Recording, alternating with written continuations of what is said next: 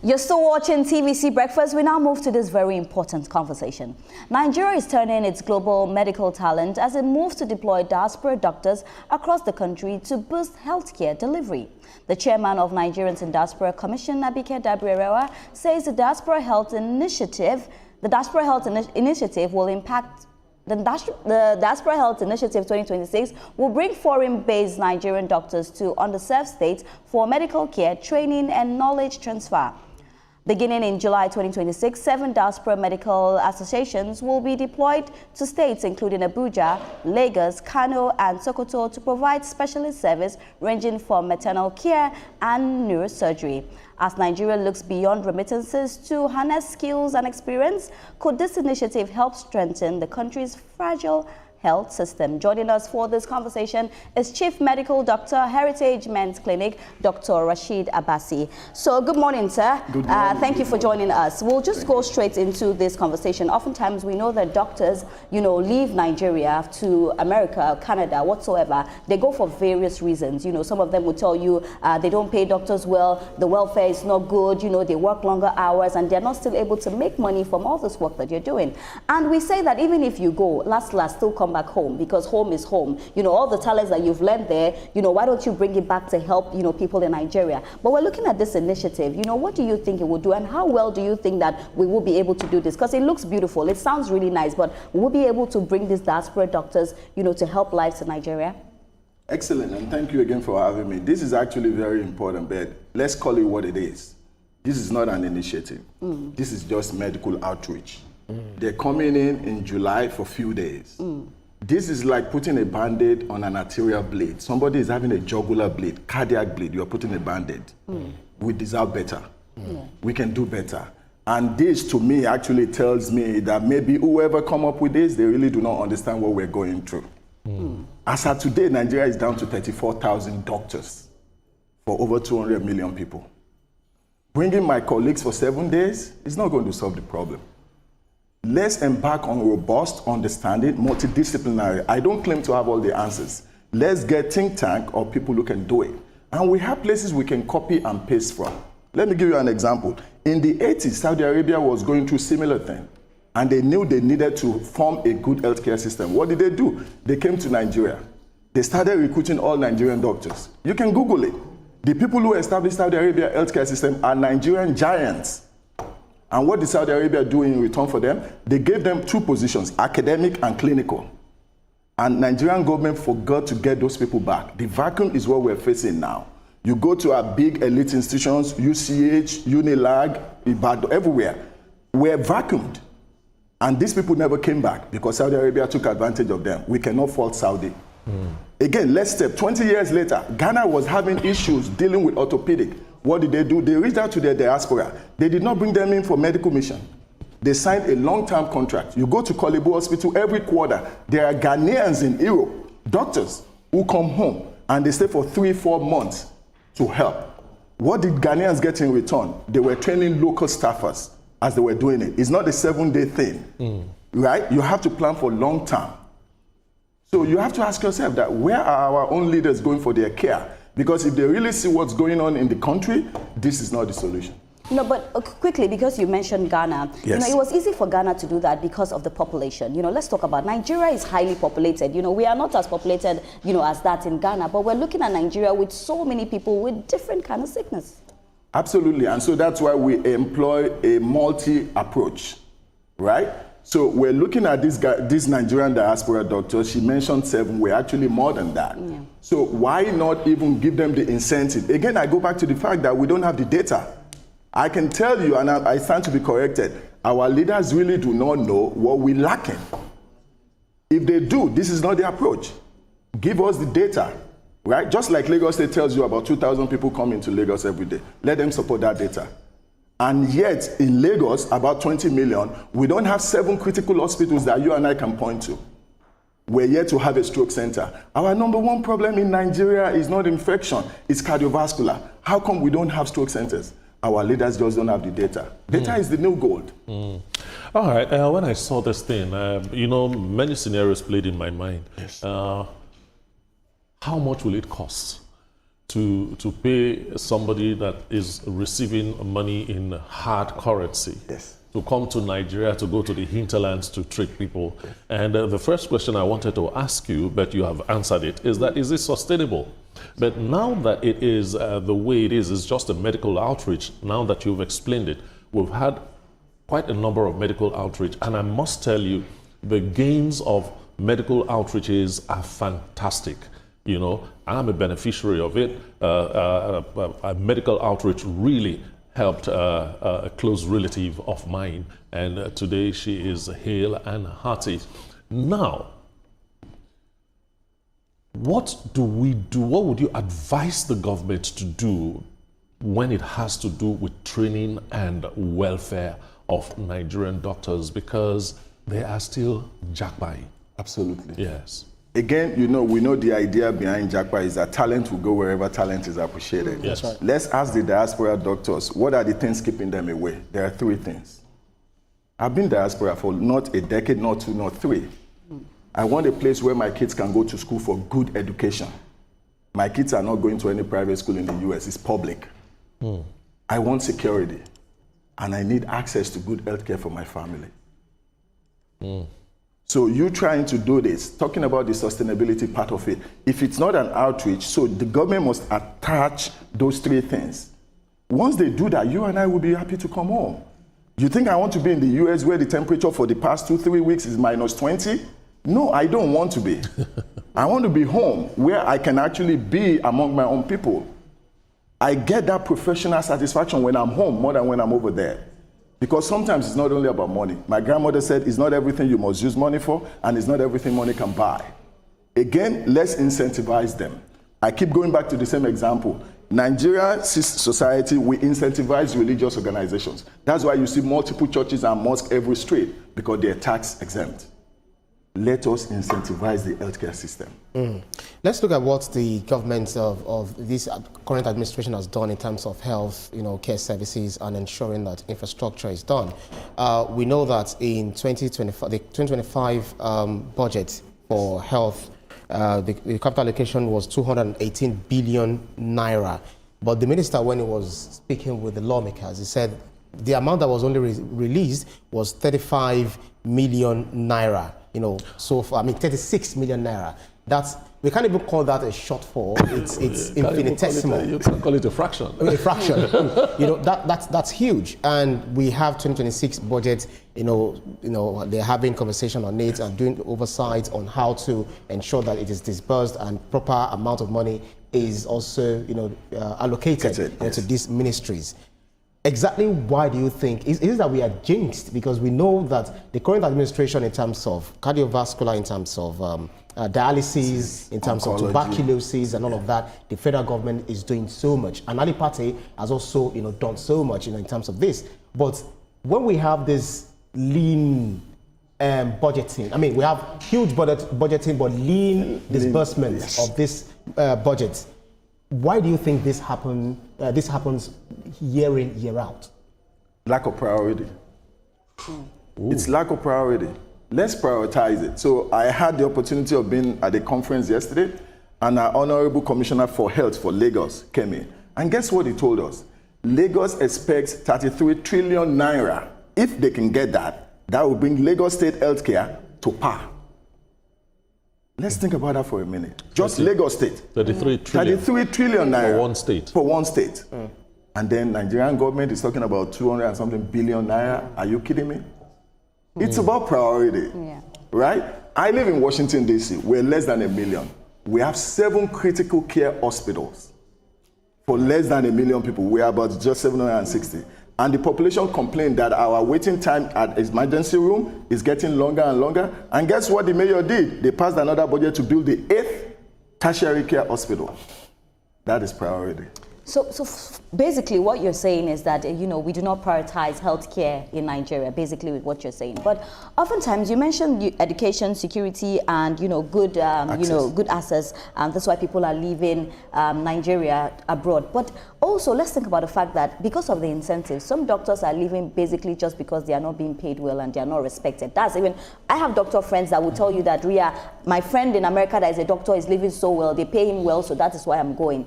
And then these people, I'm taking this question to the human angle. Like for you came back, you know, it's not been easy for you, but at least you came back. You've been treating people since you came back. My fear is that when we have these doctors go and they learn and, you know, they do very well, they do not come back to do anything in Nigeria. We understand, you know, our peculiarities with the healthcare system and all of that. We know that the government is trying their best, you know, just to make it better. But human angle as well, the doctors that are leaving, you know, why don't they leave and they don't just think about home again?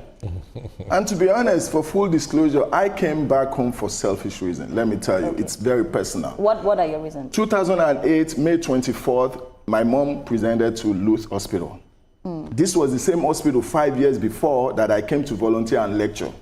I came to lecture on hypertensive, what are the type of hypertensive emergency urgency. The same thing my mom presented with, and she was treated poorly and she died. I was sitting in my comfort place in DC and I just said to myself, will this continue? How do I expect a change? So that was my own driving force. Like you alluded, it's not been easy, but you keep fighting it.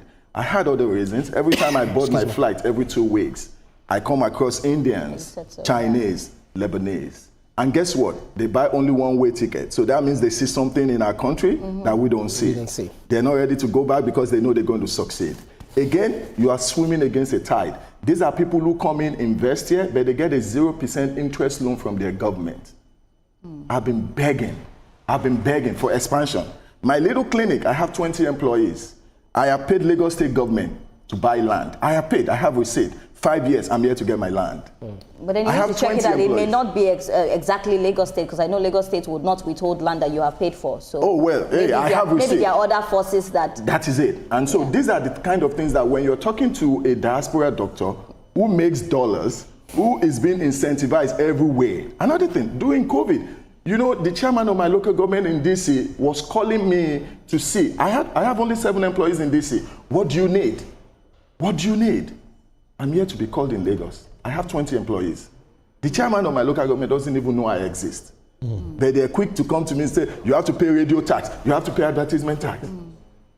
Let's face reality. Health has to be a priority. Health is a form of wealth. And the economic strength of any nation, don't take me for it, Google it. Economic strength of any nation depends on the health of its people. Absolutely. I mean, that is obvious. That is really, really obvious. Now, we find ourselves in this situation.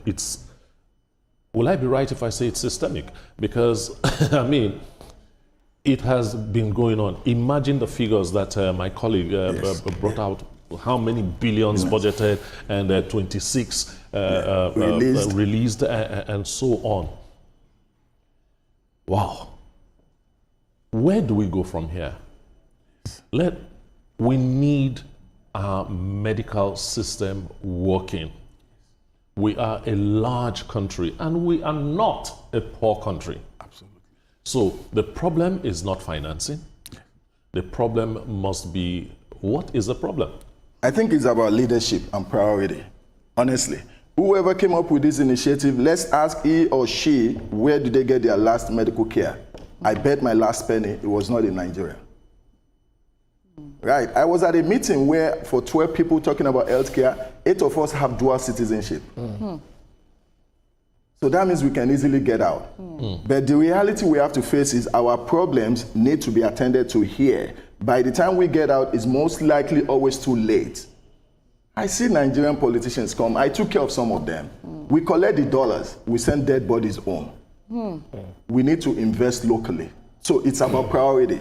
Again, nobody has all the answers, so we need a multidisciplinary approach. They're talking about Nigerian diaspora doctors. The diaspora Nigerians are not only doctors.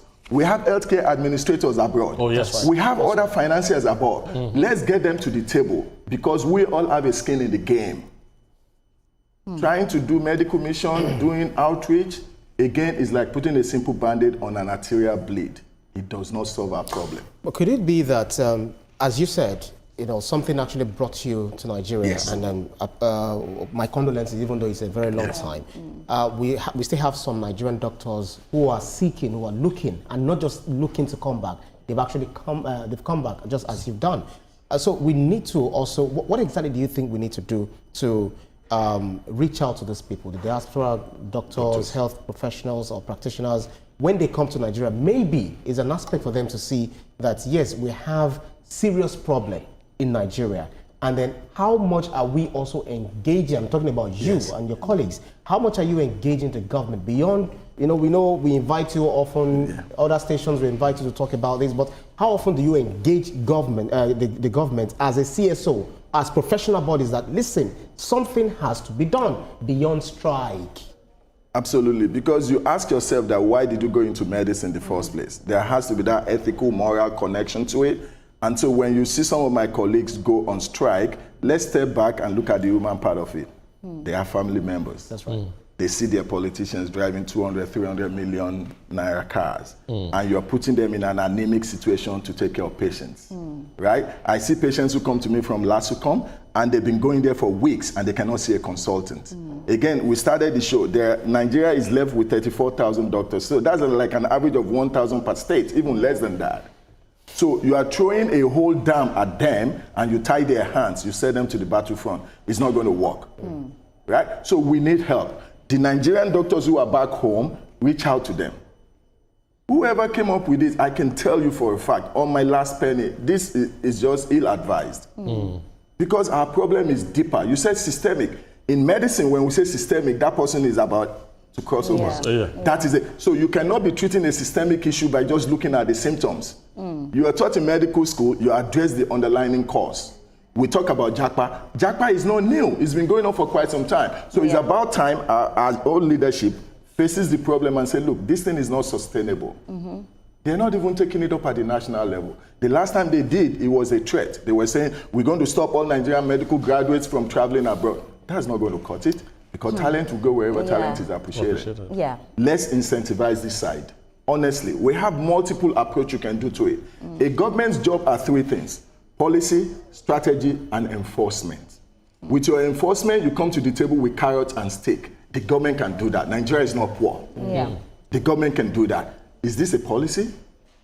But quick one. I feel like our problem is us too as well, because I'll tell you what, even when we go to the hospitals, a Nigerian will not want a Nigerian to attend to them. They will prefer, a colored person to attend to them. It happens a whole lot. You go to hospital, they'll tell you this is a very good Nigerian doctor. You'll be asking, but do you have a white doctor here? So we ourselves, it seems like we don't also trust our doctors. And that's why oftentimes when these people go out there and something happens to them, like you said, their dead bodies come back, or people are like, oh, even in London, something can happen to you. No, because that has been, a very important conversation. No, that's the truth. So that's where the enforcement of the government comes to play. You have to make sure that your doctors are up to par. US would not renew my license every 2 years if I have not submitted certain continuous medical education credits to make sure I'm up to par. Even though I'm well trained, I went to Yale School of Medicine, for God's sake. You think they should give me a lifetime license? Hell no. You have to make sure that you're on top of your game. Constantly updated. So the government can come in and step up with that. A lot of our doctors are dropping the ball. Nigerian doctors don't believe in the idea of collaboration. Government needs to step in. It's a human fault. I don't doubt that. But again, think about it. When Nigerian politicians go abroad, 6, 7 out of 10 times, they're seen by a Nigerian guy who is black. But it's only home that we don't trust the people here. So what is the main issue with that? No, Why? because we've seen their faults here. Nigerian doctors will only see you only if they get a brown envelope. Don't quote me. Be a mystery patient. But are we now generalizing? Do we say all doctors? No, not all of them. So that's why we go in there, be a mystery patient, and see what is actually going on. I keep questioning it that, do our politicians even know what we face at any of these government hospitals? Do they even know the waiting time of people trying to see a doctor or a consultant? The answer has got to be no. How do you drag the Federal Ministry of Health to a roundtable? How is it possible? Because from all indications, they need to hear some things, especially from diaspora doctors. Maybe Nigerian doctors have been screaming those things and it's not having an impact. Hearing from diaspora doctors might change things a little bit, don't you think so? I agree with you, and I think we have to, all hands has to be on deck. Diaspora doctors, the stakeholders in Nigeria, because the old diaspora were less than 50 million abroad. So majority is still here. And whether we like it or not, our politicians are indirectly affected. They have family members that end up in these places, in these hospitals. They have friends, they have constituents. The list of the constituents, people who actually voted them in, are suffering the same thing.